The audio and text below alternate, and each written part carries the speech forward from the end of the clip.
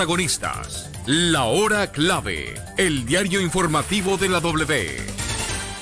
Amigos oyentes, continuamos en esta segunda emisión de La Hora Clave para traerles la siguiente entrevista que vamos a compartir con ustedes. La misma también estará disponible a través de nuestros canales digitales, es decir, a través del Facebook Live y más adelante en nuestro canal de YouTube W Radio Ecuador. Vamos a darle la más cordial bienvenida al doctor Guillermo Ochoa, quien es docente de la Universidad de la SUAY, columnista del diario El Tiempo, además que un experto en el derecho público. Muy buenos días, doctor. Muy buenos días, Juan Fernando. Un cordial saludo a los radioescuchas y muchas gracias por la invitación. Lo hemos invitado con el propósito de contar con su análisis respecto de la situación de la Contraloría.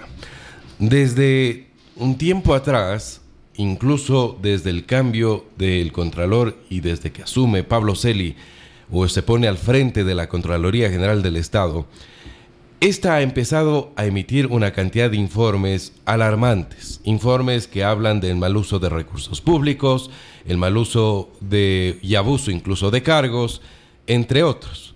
Existen informes, unos con glosas, otros sin glosas, otros que simplemente vienen acompañados con recomendaciones y con varias conclusiones que a los ecuatorianos le trae al pensamiento o al menos preocupa. La Contraloría General del Estado lleva a cabo un papel importante hoy por hoy. Debería desaparecer. ¿Cuál es la finalidad de este organismo de control, de este ente de control? Al respecto, usted nos sabrá comentar y decir. La Contraloría General del Estado, su papel en el 2018, ¿es relevante para el país? Gracias, Juan Fernando. Efectivamente, la Contraloría General del Estado es un órgano fundamental, pues, dentro de la articulación de todo este entramado de órganos públicos. Su grado de importancia se puede ver reflejado precisamente a su facultad de control, una facultad de control que está determinado por obvias circunstancias a velar a la vigilancia de ese uso y abuso de recursos públicos. Entonces, en ese sentido, la propia Constitución ha insertado este organismo para que sea el encargado de velar, pues, por la correcta administración del erario público. En su momento, después de todo, recordemos, la Contraloría tenía esa doble función: el control de los recursos públicos, de ese abuso, del uso y el abuso, pero por el otro lado, en su momento tenía, acordémonos, esa atribución de controlar el cumplimiento de los objetivos institucionales. Esa atribución, pues, fue eliminado en su momento por la consulta popular y se encasilló al control del uso y abuso de los recursos públicos. Su presencia es trascendental. Yo a veces pienso que es un órgano de órganos, porque... Es decir, que está en el top del control. Exacto, es un control absolutamente transversal. Porque transversal me refiero porque va a realizar control a todos los funcionarios públicos que tienen en alguna medida a su cargo, a su disposición, recursos públicos después de todo.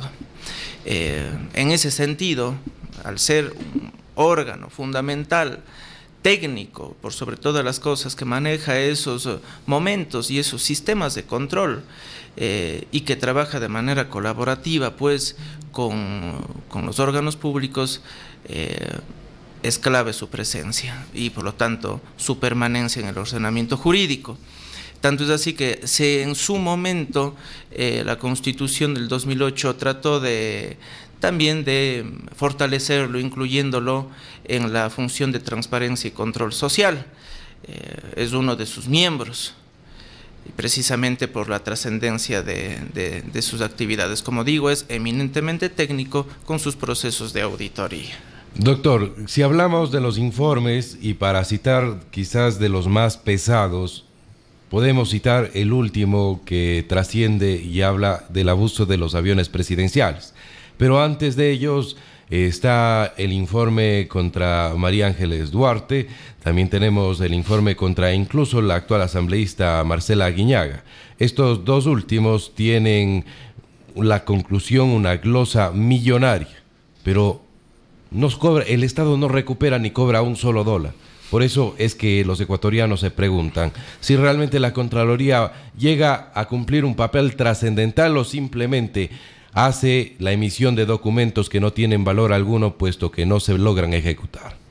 Sí, Juan Fernando, el tema de la Contraloría, si bien es cierto, está detallado en una estructura jurídica, no debemos olvidar que en su momento estuvo ampliamente politizado, pues tenía una injerencia de un contralor que actualmente no se encuentra en el país y lamentablemente, sigue prófugo y lamentablemente en ese sentido se valió de toda esa estructura institucional para solapar. Entonces, si es que eso es así, claro, a nosotros, a la ciudadanía, nos ha causado una serie de incertidumbres, y la incertidumbre no puede ser posible, pues, en un Estado de Derecho.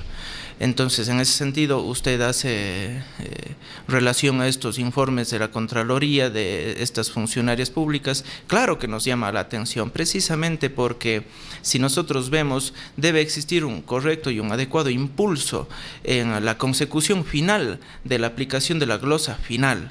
¿Quién está encargado, quién está con la responsabilidad de ejecutar y cobrar ese dinero? ¿Cómo funciona el tema de los informes, Juan Fernando? El tema es de que al interior de la Contraloría hay que cumplir una serie de pasos, un debido proceso. Tomemos en consideración que para que se produzca un informe, y dicho sea de paso, los informes no son impugnables porque son meramente documentos, estudios técnicos de auditoría que carecen todavía de generar una situación jurídica en contra del funcionario público que está siendo sujeto de control. Para que el informe tenga relevancia jurídica, para que cree una situación jurídica o un gravamen jurídico de restitución de fondos, este tiene que ser ya declarado firme, tiene que generarse un acto administrativo y agotarse todos los procesos de impugnación interna ante la Contraloría, si es que es del caso y si es que deciden. Es decir, antes de llegar al informe final. Así es. Entonces, si es que vemos, muchos de ellos todavía no han agotado esos momentos. Todavía esa resolución administrativa que requiere ser, en algunos casos inclusive, consolidados y, dicho sea de paso, tienen que ser producidos por el Contralor General del Estado, todavía no se han producido. En ese sentido, hasta que se produzca ese acto administrativo final, todavía existe un proceso en la sede de la Contraloría General del Estado. A partir de ese momento, una vez de que la resolución administrativa que firmará el Contralor General del Estado, si es que el funcionario público decide impugnar todos esos actos administrativos previos que determinan glosas, bueno, pues habrá que ver si es que deciden activar o no la sede jurisdiccional, es decir, demandar ante el contencioso administrativo, que ese es el otro camino que el funcionario público que está siendo sujeto a una glosa puede optar. Todavía no estamos en esos momentos. Lo que sí nos llama la atención es de que muchos de los informes relevantes están durmiendo el sueño de los justos, pues, ¿no? Y en alguna medida la celeridad que exigimos la ciudadanía para la producción de esos informes están quedando diluidos, pues, ¿no? ¿Sería responsabilidad aquí de la Contraloría de evitar caer en el no impulso de estos informes a través ya de una vía jurisdiccional? A ver, yo diría que le corresponde a la Contraloría concluir con el proceso administrativo para la determinación de responsabilidades, sean administrativas sean civiles culposas y hasta la predeterminación de una responsabilidad penal, dando el correspondiente aviso a la Fiscalía General del Estado, pues, para que tome las medidas jurídicas ya en materia penal. Pero es necesario de que la Contraloría en ese supuesto ya tome cartas en el asunto, generando ya un control mucho más efectivo.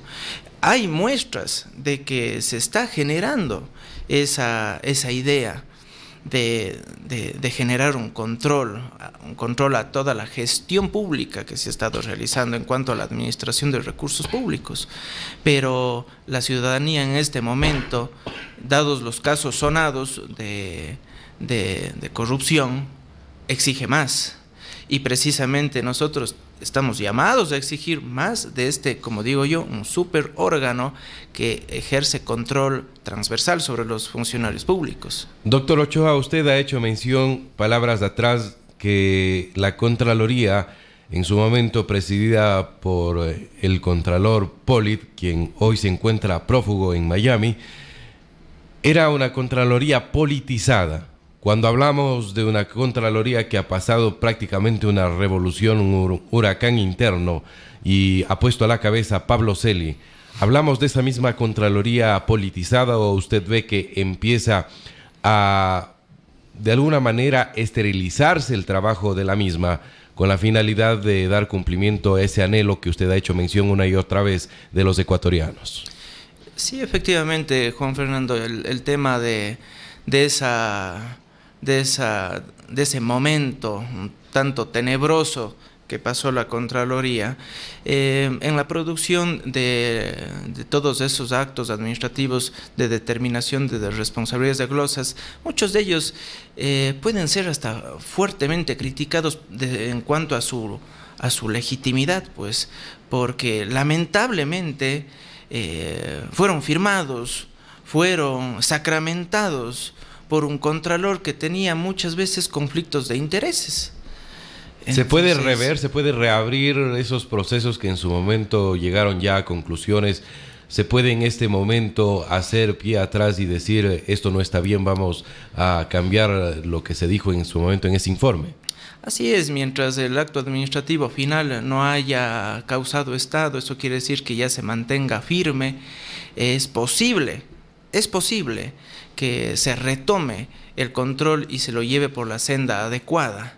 Y por obvias circunstancias, llevándolo por la senda adecuada, ya se empiezan a ver dudas y sobre todo algunas situaciones de una no adecuada administración de los recursos públicos, precisamente porque el actual modelo, el actual momento en el que nos encontramos, y creo que la labor del Contralor Celi en alguna medida está contribuyendo a ese tipo de labor, a encontrar situaciones que fueron tal vez solapadas y que lamentablemente no fueron puestas al ojo de un escrutinio público como tal.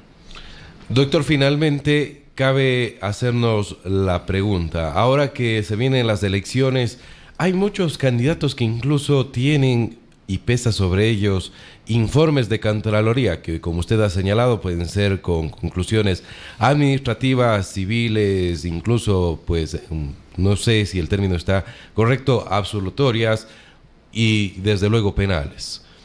¿Qué sucede con ellos? Ellos pueden ir y los ecuatorianos debemos confiar en que esos informes no deben inferir en el voto cuando vayamos a elegirlos el 24 de marzo del próximo año. A ver, efectivamente hay que tomar en cuenta que el informe que produce la Contraloría, los informes preliminares que emite la Contraloría son meramente informes, son documentos administrativos absolutamente valiosos, importantes. ¿Sirven de prueba en un proceso? Pero que en eso hay que tener mucho cuidado, Juan Fernando, porque son documentos preliminares, son actos preliminares que lo que hacen es contribuir a la formación de la voluntad de la Contraloría General del Estado para la producción final de la glosa, que muy bien pueden ser desvanecidos, que muy bien pueden ser desvirtuados Y efectivamente la estructura jurídica de la Contraloría, a través de su ley orgánica, de su reglamento de responsabilidades, dan la vía para hacer eso, para hacer una suerte de desvanecimientos por diversas circunstancias que por un razonamiento lógico tiene que agotarse en el marco de un debido proceso. Un mero informe aún no genera ninguna situación jurídica, por lo tanto, pensar de que eso perjudicaría a un eventual candidato sería discutible, sería muy discutible, sobre todo porque todavía no existe pues una glosa en firme. Para que exista esa glosa en firme tiene que agotarse un camino en la propia Contraloría. Un informe todavía es una suerte de un documento que llama la atención, después de todo, y que son públicos, que están en la página de la Contraloría, son públicos, que llama la atención a la ciudadanía para que ahí sí, generando ese control social, esté muy atento a lo que está sucediendo en ese proceso de control. Entonces, eso por un lado, pero por el otro lado, pensar de que automáticamente un informe bloquearía las pretensiones políticas de un ciudadano que intenta acceder a un cargo de elección popular, pensaría que no, mientras no exista una glosa final o una determinación de responsabilidad, sea civil, culposa, una administrativa, y bueno, y el escenario más caótico sería una predeterminación de responsabilidad penal, que eso sería absolutamente grave e impresentable, pues no que un candidato tenga todas estas condiciones e intente acceder pues a un cargo de elección popular. Muy importante el análisis, doctor Ochoa, que usted nos ha brindado esta mañana, dado de que nuevamente existen una cantidad de informes que se empieza a brindar, a llegar al oído, al ojo público. Y ahora, en temporada electoral, debemos tener en cuenta el verdadero alcance.